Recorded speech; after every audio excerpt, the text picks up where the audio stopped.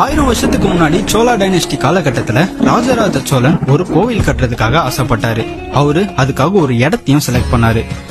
பலாயிரம் வருஷத்துக்கு அந்த கோவில் நிலையா இருக்கிறதுக்காக அந்த இடத்தை சுத்தி மணல் கலவைகளை கொட்டி ஒரு குஷன் மாதிரி உருவாக்குனாரு. இதை இப்போ சாண்ட் பாக்ஸ் டெக்னிக் அப்படின்னு சொல்லுவாங்க. என்னதான் நிலநடுக்கத்தினால பூமி ஆடுனாலும் கோவில் கூட சேர்ந்து ஆடுமே தவிர கீழே விழவே விழாது.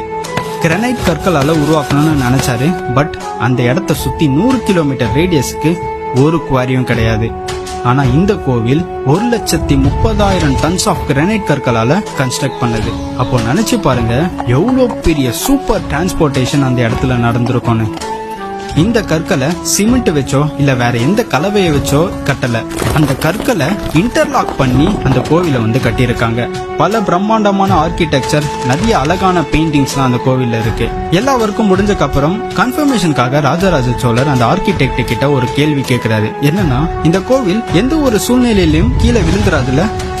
அதுக்கு அந்த ஆர்கிடெக்ட் சொன்ன பதில் என்னன்னா, இந்த கோவிலோட நிழல் கூட கீழே விழாது. எஸ், அந்த கோவிலோட கலசமோட நிழல் கூட இன்னைக்கு வரைக்கும் கீழே விழுந்ததில்லை. இவ்வளோ பெரிய ஆர்கிடெக்சர் இன்ஜினியரிங் மார்வலை தமிழ்நாட்டுக்கு கொடுத்த ராஜராஜ சோழனோட நினைவிடம் தான் இது. வேதனையா இருந்தாலும் பெருமையா இருக்கு.